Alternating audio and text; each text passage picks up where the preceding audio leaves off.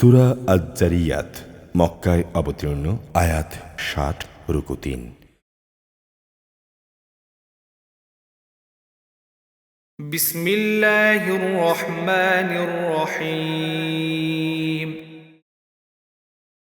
والذاريات ذروا فالحاملات وقرا فالجاريات يسرا فالمقسمات أمرا إنما توعدون لصادق وإن الدين لواقع والسماء ذات الحبك إنكم لفي قول مختلف يؤفك عنه من أفك قتل الخراصون الذين هم في غمرة ساهون يسألون أيان يوم الدين يوم هم على النار يفتنون ذوقوا فتنتكم هذا الذي كنتم به تستعجلون إن المتقين في جنات وعيون آخذين ما آتاهم ربهم إنهم كانوا قبل ذلك محسنين كانوا قليلا من الليل ما يهجعون وبالأسحار هم يستغفرون وفي أموالهم حق للسائل والمحروم وفي الأرض آيات للموقنين وفي أنفسكم أفلا تبصرون وفي السماء رزقكم وما توعدون فورب السماء والأرض إنه لحق مثل ما أنكم تنطقون ঝঞ্ঝা বিক্ষুব্ধ বাতাসের শপথ, যা ধুলাবালি উড়িয়ে নিয়ে যায়। মেঘমালার শপথ, যা পানির বোঝা বয়ে চলে। জলযান সমূহের শপথ, যা ধীরে ধীরে এগিয়ে চলে। ফেরেশতাদের শপথ, যারা আল্লাহর আদেশ মোতাবেক প্রত্যেক বস্তু বন্টন করে। কিয়ামতের যে দিনের ওয়াদা তোমাদের সাথে করা হচ্ছে তা অবশ্যম্ভাবী সত্য। অবশ্যই মানুষের কাজকর্মের প্রতিদানের একটা দিন আসবেই। বহুকক্ষ বিশিষ্ট আকাশের শপথ, অবশ্যই তোমরা এ দিনটির ব্যাপারে নানা রকম কথাবার্তার মধ্যে নিমজ্জিত রয়েছ। মূলত যে ব্যক্তিকে সত্যভ্রষ্ট করা হয়েছে তাকে যাবতীয় কল্যাণ থেকেই ফিরিয়ে দেয়া হয়েছে। ধ্বংস হোক যারা শুধু অনুমানের উপর ভিত্তি করে কথা বলে, যারা জাহিলিয়াতে নিমজ্জিত হয়ে সত্য থেকে উদাসীন হয়ে পড়েছে। এরা হাসি তামাশার ছলে জিজ্ঞেস করে, বিচারের দিনটি কবে আসবে? তুমি বলো, যেদিন তাদের আগুনে দগ্ধ করা হবে সেদিন কিয়ামত হবে। সেদিন বলা হবে, তোমরা তোমাদের শাস্তি ভোগ করতে থাকো। এই হচ্ছে সেদিন যার জন্য তোমরা তাড়াহুড়ো করছিলে। যারা আল্লাহ তাআলাকে ভয় করে তারা জান্নাতে ও ঝর্ণাধারায় চিরশান্তিতে থাকবে। সেদিনই তাদের রব তাদের যা যা পুরস্কার দেবেন তা সবই তারা সানন্দ চিত্তে গ্রহণ করতে পারবে। নিঃসন্দেহে এরা আগেই সৎকর্মশীল ছিল। তারা রাতের সামান্য অংশ ঘুমিয়ে কাটাত। রাতের শেষ প্রহরে তারা আল্লাহর কাছে ক্ষমা প্রার্থনা করত। এরা বিশ্বাস করত তাদের ধন সম্পদে প্রার্থী ও বঞ্চিত লোকদের অধিকার রয়েছে। যারা নিশ্চিতভাবে বিশ্বাস করত তাদের জন্য পৃথিবীর মাঝে আল্লাহকে চেনা জানার অসংখ্য নিদর্শন ছড়িয়ে রয়েছে। তোমাদের নিজেদের দেহের মধ্যেও তো আল্লাহকে চেনার অসংখ্য নিদর্শন রয়েছে, তোমরা কি দেখতে পাও না? আকাশের মাঝে রয়েছে তোমাদের রেজেক এবং তোমাদের দেয়া যাবতীয় প্রতিশ্রুতি। অতএব আসমান জমিনের মালিকের শপথ, এই গ্রন্থটা সত্য, এমনই সত্য যেমনি করে তোমরা একে অপরের সাথে কথা বলছো। هل أتاك حديث ضيف إبراهيم المكرمين إذ دخلوا عليه فقالوا سلاما قال سلام قوم منكرون فراغ إلى أهله فجاء بعجل سمين فقربه إليهم قال ألا تأكلون فأوجس منهم خيفة قالوا لا تخف وبشروه بغلام عليم فأقبلت امرأته في صرة فصكت وجهها وقالت عجوز عقيم قالوا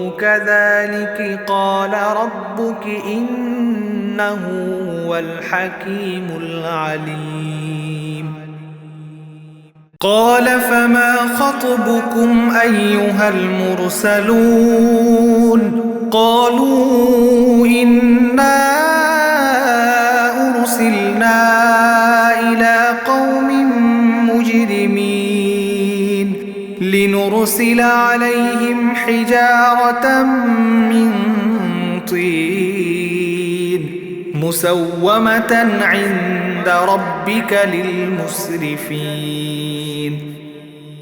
فأخرجنا من كان فيها من المؤمنين فما وجدنا فيها غير بيت من المسلمين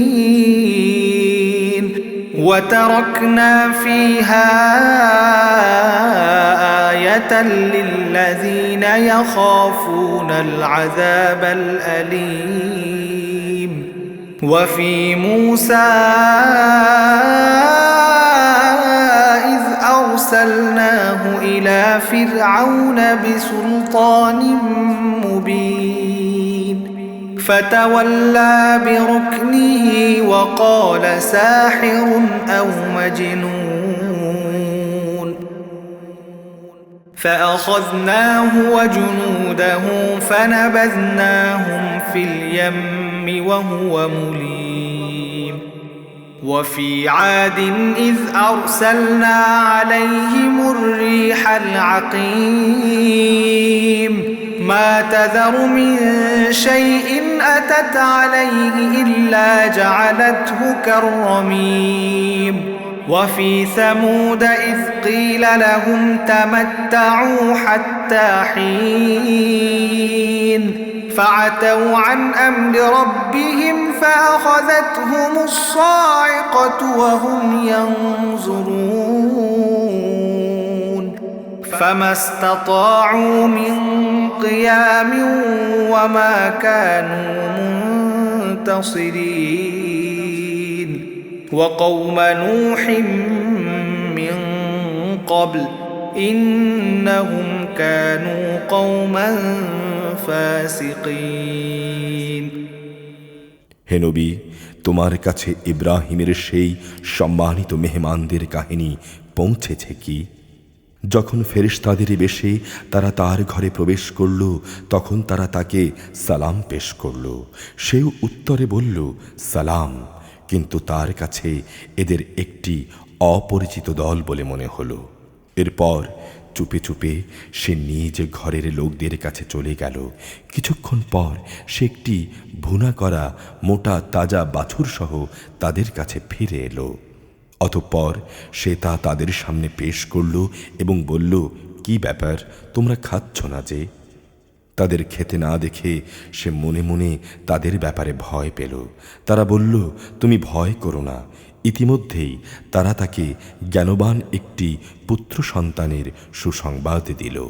এটা শুনে তার স্ত্রী চিৎকার করতে করতে সামনে এলো এবং খুশিতে নিজের মাথায় হাত মারতে মারতে বলল, কিভাবে তা সম্ভব? আমি তো বৃদ্ধা এবং বন্ধ্যা। তারা বলল, হ্যাঁ, এভাবেই হবে। তোমার রব বলেছেন, অবশ্যই তিনি প্রবল প্রজ্ঞাময়, তিনি সব কিছু জানেন। সে বলল, হে প্রেরিত মেহমানরা, বলো তোমাদের এখানে আসার ব্যাপারটা কি? তারা বলল, আমাদের একটি অপরাধী জাতির কাছে তাদের শায়েস্তা করার জন্যে পাঠানো হয়েছে। বলা হয়েছে, আমরা যেন মাটির শক্ত পাথর তাদের উপর বর্ষণ করি। সেখানে তাদের নাম ধাম তোমার মালিকের কাছ থেকে চিহ্নিত করে দেয়া হয়েছে। এটা হচ্ছে সীমালঙ্ঘনকারী জালেমদের শাস্তি। অতঃপর আমি সেই জনপদ থেকে এমন প্রতিটি মানুষকে বের করে এনেছি যারা ঈমানদার ছিল। আসলে সেখানে মুসলমানদের একটি বসতি ছাড়া উদ্ধার করার মতো কোনো ঘরই আমি পাইনি। অতঃপর আমি এমন সব পরবর্তী মানুষের জন্যে একটি নিদর্শন সেভাবে রেখে এসেছি যারা আমার কঠিন আযাবকে ভয় করে। নিদর্শনে রেখেছি মুসার কাহিনীর মাঝেও, যখন আমি তাকে সুস্পষ্ট প্রমাণসহ ফেরাউনের কাছে পাঠিয়েছিলাম। সে তার দলবল সহ হেদায়েত থেকে মুখ ফিরিয়ে নিল এবং সে বলল, এ তো হচ্ছে জাদুকর কিংবা পাগল। অতএব আমি তাকে এবং তার লয় লস্করদের এ বিদ্রোহের জন্যে চরমভাবে পাকড়াও করলাম এবং তাদের সবাইকে সমুদ্রে নিক্ষেপ করলাম। আসলেই সে ছিল এক ভয়ঙ্কর অপরাধী ব্যক্তি। আদ জাতির ঘটনার মাঝেও শিক্ষণীয় উপদেশ রয়েছে। যখন আমি তাদের উপর এক সর্ববিধ্বংসী ঝড় বাতাস পাঠিয়েছিলাম, এ বিধ্বংসী বাতাস যা কিছুর উপর দিয়ে ধেয়ে এসেছে তাকেই পচা হাড়ের মতো চূর্ণ বিচূর্ণ করে দিয়ে গেছে। নিদর্শনে রয়েছে সামুদ জাতির কাহিনীর মাঝেও, যখন তাদের বলা হয়েছিল, একটি নির্দিষ্ট সময় পর্যন্ত তোমরা আমার নিয়ামত ভোগ করতে থাকো। কিন্তু তারা তাদের মালিকের কথার নাফরমানি করল। অতঃপর এক প্রচণ্ড বজ্রাঘাত তাদের উপর এসে পড়ল এবং তারা অসহায়ের মতো চেয়েই থাকল।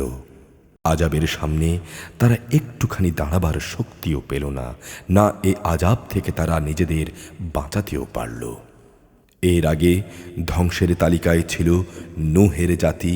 নিঃসন্দেহে তারাও ছিল একটি পাপী সম্প্রদায়।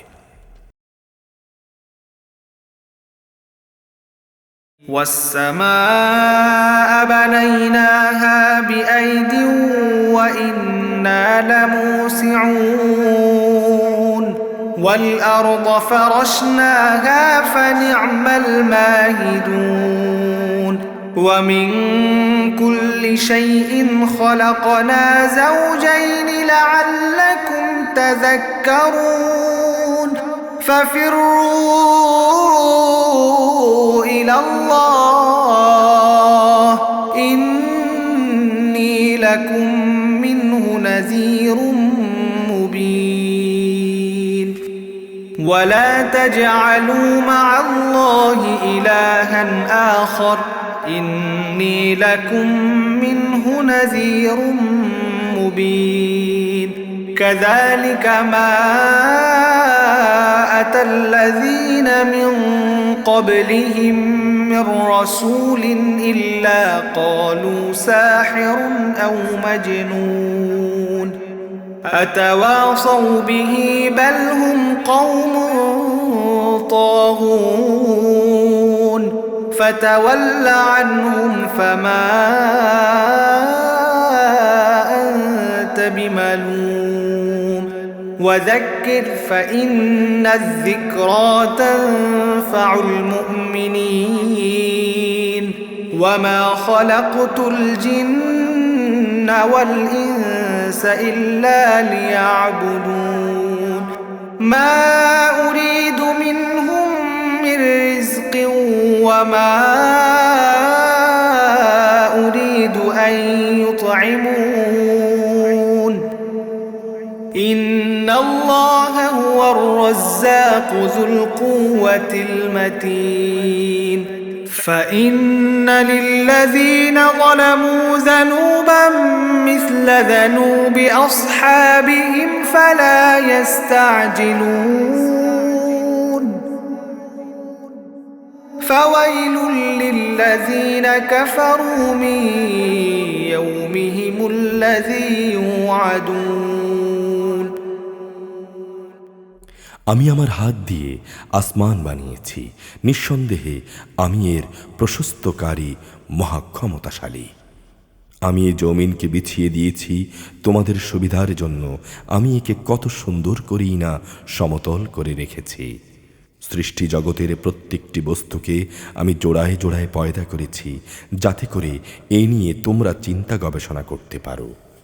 অতএব তোমরা এসবের আসল স্রষ্টা আল্লাহ তাআলার দিকেই ধাবিত হও। আমি তো তার পক্ষ থেকে আগত তোমাদের জন্যে সুস্পষ্ট সতর্ককারী রসূল মাত্র। তোমরা আল্লাহ তাআলার সাথে অন্য কাউকে মাবুদ বানিয়ে নিও না। আমি তোমাদের জন্য তার পক্ষ থেকে একজন সুস্পষ্ট সাবধানকারী নবী মাত্র। রসূলদের ব্যাপার এমনই হয়ে এসেছে। এর আগের মানুষদের কাছে এমন কোনো রসূল আসেনি যাদের তারা জাদুকর কিংবা পাগল বলেনি। একই ব্যাপার, এরা কি একে অপরকে এই একই পরামর্শ দিয়ে এসেছে যে বংশানুক্রমে সবাই একই কথা বলছে? না, আসলে এরা ছিল সীমা লঙ্ঘনকারী জাতি। অতএব হে নবী, তুমি এদের উপেক্ষা করো, এজন্যে তুমি কোনো ক্রমেই অভিযুক্ত হবে না। তুমি মানুষদের আল্লাহ তাআলার পথে চলার উপদেশ দিতে থাকো। অবশ্যই উপদেশ ঈমানদারদের উপকারে আসে। আমি মানুষ এবং জিন জাতিকে আমার ইবাদত করা ছাড়া অন্য কোনো উদ্দেশ্যে সৃষ্টি করিনি।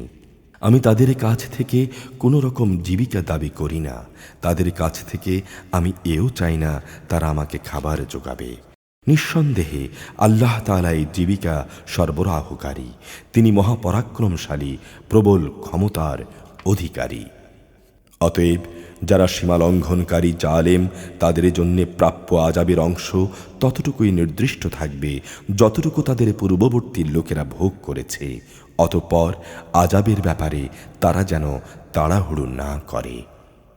দুর্ভোক্ত তাদের জন্যে যারা শেষ বিচারের দিনকে অস্বীকার করেছে, যার প্রতিশ্রুতি তাদের বারবার দেয়া হয়েছে। أعوذ بالله من الشيطان الرجيم بسم الله الرحمن الرحيم